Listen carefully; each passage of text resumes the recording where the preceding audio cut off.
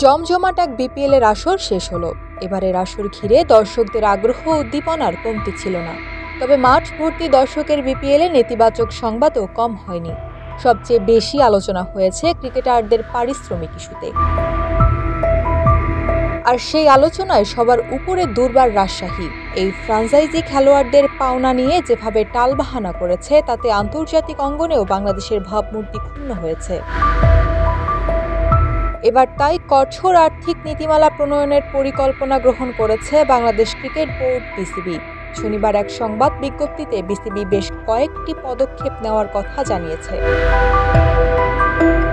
BPL draft থেকে চুক্তিবদ্ধ হওয়া আন্তর্জাতিক খেলোয়াড়দের চুক্তিভিত্তিক ও ম্যাচ ফি সরাসরি বিসিবি প্রদান করবে। এটি সময়মতো ও স্বচ্ছ তথ্য প্রদানের নিশ্চয়তা দিবে।